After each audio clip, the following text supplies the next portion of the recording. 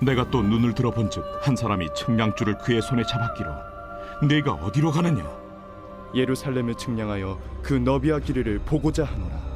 하고 말할 때 내게 말하는 천사가 나가고 다른 천사가 나와서 그를 맞으며 너는 달려가서 그 소년에게 말하여 이르기를 예루살렘은 그 가운데 사람과 가축이 많으므로 성곽 없는 성읍이 될 것이라 하라. 여호와의 말씀에 내가 불로 둘러싼 성곽이 되며 그 가운데에서 영광이 되리라. 오호라, 너희는 북방 땅에서 도피할지어다. 여호와의 말씀이니라. 이는 내가 너희를 하늘 사방에 바람같이 흩어지게 하였음이니라. 여호와의 말씀이니라. 바벨론 성에 거주하는 시온아, 이제 너는 피할지니라. 만군의 여호와께서 이같이 말씀하시되 영광을 위하여 나를 너희를 노략한 여러 나라로 보내셨나니 너희를 범하는 자는 그의 눈동자를 범하는 것이라. 내가 손을 그들 위에 움직인즉 그들이 자기를 섬기던 자들에게 노략거리가 되리라 하셨나니 너희가 만군의 여호와께서 나를 보내신 줄 알리라. 여호와의 말씀에 시온에 따라 노래하고 기뻐하라. 이는 내가 와서 내 가운데에 머물 것임이라.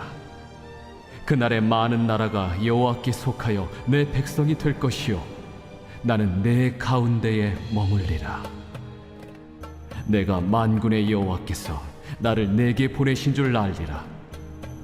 여호와께서 장차 유다를 거룩한 땅에서 자기 소유를 삼으시고 다시 예루살렘을 택하시리니 모든 육체가 여호와 앞에서 잠잠할 것은 여호와께서 그의 거룩한 처소에서 일어나심이니라 하더라. 새벽 영성 기도 시간입니다. 오늘은 스가랴 2장 말씀 함께 살펴보겠습니다. 하나님은 스가랴 선지자에게 계속해서 환상을 보여주시는데요. 하룻밤에 주어졌던 환상은 총 8가지였습니다. 1장에서는 첫 번째, 두 번째 환상을 살펴보았습니다. 오늘 2장에서는 세 번째 환상이 주어지는데요. 환상의 내용에서 핵심은 측량줄입니다. 1절을 보시면 내가 또 눈을 들어본즉 한 사람이 측량줄을 그의 손에 잡았기로, 한 사람이 측량줄을 잡았다라고 말합니다. 그리고 스가랴가 그 사람에게 측량줄을 가지고 어디로 가느냐고 묻자 그는 예루살렘 성읍의 너비와 길이가 얼마나 되는지를 측량하기 위해서 간다라고 대답했습니다. 스가랴가 이 환상을 보고 있을 때 그에게 말하던 천사가 나가서 두 번째 천사와 이야기를 하고 있었는데요. 스가랴는 이 두 천사가 나누는 대화를 듣고 그것을 기록했습니다. 한 천사가 다른 천사에게 예루살렘은 그 가운데 가축과 사람이 많으므로 성곽이 없는 성읍이 될 것이라고 스가랴에게 알리라고 했는데요. 성읍에 성곽이 없다는 사실은 적어도 두 가지 이유에서 중요한 의미를 지닙니다. 성곽이 없는 성읍은 그 성읍을 공격할 적군이 없다는 것입니다. 즉 하나님이 성곽을 세울 필요가 없도록 백성들을 보살펴 주시고 그들의 보호막이 되어 주시겠다는 것입니다. 둘째로는 성곽 없는 성읍이 될 수밖에 없는 이유는 그 성읍에 너무 많은 사람과 가축들이 살고 있기 때문입니다. 5절을 보면 하나님은 자신이 예루살렘 성읍 주변을 불로 둘러싸는 성곽이 되시겠다라고 약속하십니다. 우리는 이 점을 주목해야 합니다. 여호와께서 모든 해로부터 그 성읍을 보호하시겠다라는 것입니다.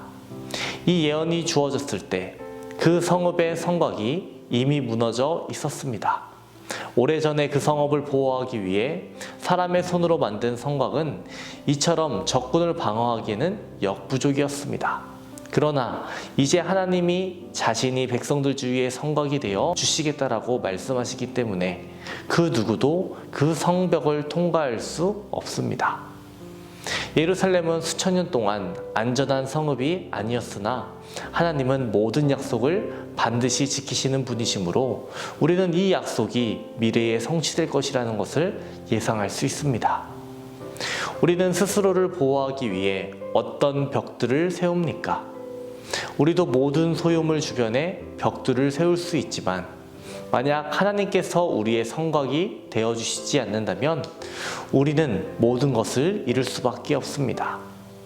우리가 하나님의 뜻 안에 있고 하나님께서 타오르는 불벽으로 우리를 둘러싸실 때 그 어떤 적도 우리를 해할 수 없다라는 것입니다. 하나님이 우리를 지켜주실 때 우리는 안전합니다. 하나님은 흩어진 하나님의 백성들에게 이렇게 말씀하십니다. 포로된 곳 바벨론 땅을 떠나 약속된 땅으로 돌아오라라는 말씀입니다. 하나님은 이스라엘을 향해 이러한 표현들을 사용하시는데요. 눈동자라고 표현하십니다. 눈은 사람의 지체 중 가장 소중하고 동시에 가장 예민한 부분입니다. 사람의 몸이 천냥이면 눈이 900냥이라는 속담처럼 눈은 그야말로 어떤 지체와도 비교할 수 없는 중요한 기관입니다. 아울러 눈은 너무나도 예민하고 세심한 주의를 기울여 보호해야 합니다. 실상 눈에는 조그만한 티끌만 들어가도 고통스럽습니다. 그러므로 사람들은 이 눈을 보호하기 위해 아주 세심한 주의를 기울입니다. 여기서 하나님께서 선민들을 눈동자에 빗댄 것은 그만큼 하나님께서 선민들을 소중히 여기고 세심하게 여기시고 보호하신다는 것을 알려주는 겁니다. 또 하나님은 12절 말씀을 통해서 유다를 소유로 삼으셨고 다시 택할 것이라는 말씀을 주십니다. 여호와께서 그의 거룩한 처소에서 일어나실 때 땅의 모든 육체들은 여호와 앞에서 잠잠할 것이며 하나님은 그의 백성들을 위해 행하시겠다라는 것입니다. 죄인들을 심판하시고 이스라엘이 적군에 의해 빼앗긴 복을 회복시키겠다라는 겁니다. 우리가 살아가는 이 세상에는 여전히 악이 존재합니다. 악과 죄로 인해서 우리는 사탄에게 많은 영역을 빼앗겨 버렸습니다.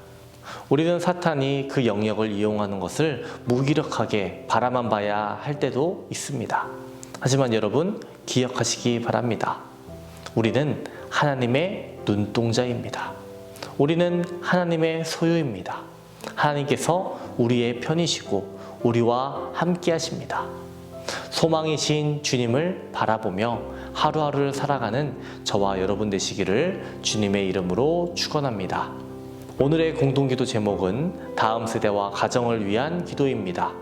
먼저는 우리의 자녀들이 예배의 자리를 떠나지 않고 하나님을 경외하는 삶을 살게 해달라고 기도해 주시고 가정이 주님 안에서 건강하고 말씀 위에 세워지게 해달라고 기도해 주시기 바랍니다. 기도하겠습니다. 우리에게 소망을 주시고 회복을 주시는 주님, 오늘도 우리와 함께하여 주시옵소서. 어렵고 험난한 세상 속에서도 믿음으로 굳건히 설 수 있도록 도와주시옵소서. 주님이 나와 함께 하심을 날마다 고백하게 하시고 예수님만 높여드리는 성숙한 삶을 살아가게 하여 주시옵소서. 오늘은 다음 세대와 가정을 위해 기도합니다. 다음 세대가 하나님 앞에 바로 서게 하여 주시옵소서. 오직 믿음으로 오직 은혜로 오직 말씀으로 세워지게 하여 주시옵소서. 주께서 세워주신 가정들마다 오직 하나님을 섬기는 믿음의 가정들 되게 하여 주시옵시고 사랑이 넘쳐나는 가정들 되게 하여 주시옵소서. 교회와 세우신 담임 목사님을 위해 기도합니다. 기도하시고 준비하시는 모든 사역 가운데 성령의 역사를 더하여 주옵소서. 영권, 물권, 인권을 더하여 주시옵소서. 건강을 허락하여 주시옵시고 지치지 않도록 체력을 허락하여 주시옵소서. 자녀를 위해 기도하는 성도에게 태의 문을 열어 주시옵소서. 사고로 입원한 성도 있습니다. 하나님 일으켜 주시옵소서. 투석으로 어지럼증으로 디스크로 고통받는 성도들 고쳐 주시옵소서. 공황장애, 불면증, 우울증으로 고통받는 성도들 마음의 평안함을 허락하여 주시옵소서.